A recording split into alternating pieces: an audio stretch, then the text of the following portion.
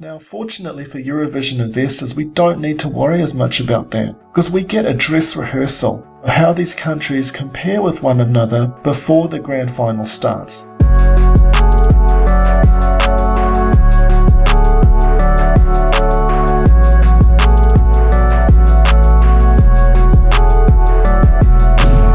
Today we're going to talk about how Eurovision creates a betting market full of opportunity. As a disclaimer, this is not financial advice, this is for entertainment and educational purposes only, and it is important to do your own research. The subjectivity of music creates a good betting opportunity for Eurovision. Subjectivity means decisions are based on emotion, opinions, feelings, interpretations. Music by its very nature is very, very subjective, as we've talked about. My favourite song probably won't be your favourite song.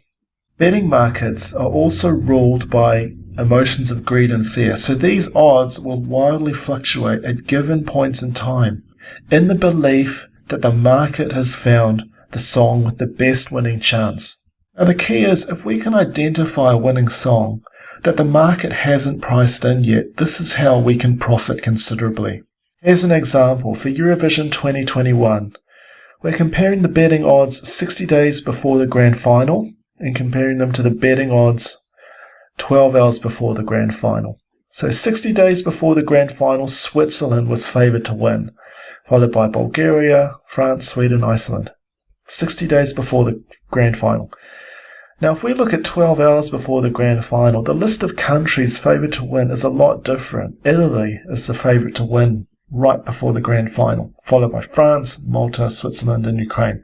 In 60 days, look how different these lists are. So the lesson is, if you're trying to bet on countries before the semi-finals, the odds are against you right from the start. 60 days before, Italy wasn't even on the radar of anybody's radar, and they stormed up the odds right before the grand final to become the favourite, and they eventually went on to win the contest.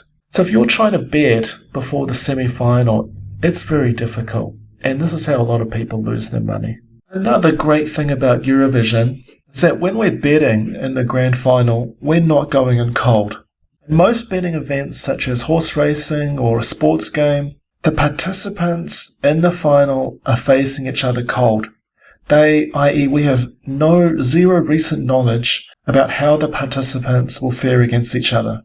So if we take tennis, say Wimbledon, eventually it's a knockout tournament, and at the end we've got two tennis players that haven't faced each other. So if we're trying to make betting decisions, this is very unpredictable. It's the same with the Super Bowl in 2022 with the NFL. The eventual champions, the LA Rams, they never played their opponents in the regular season. The eventual champions, the LA Rams, in the final, they played the Cincinnati Bengals for the first time that year.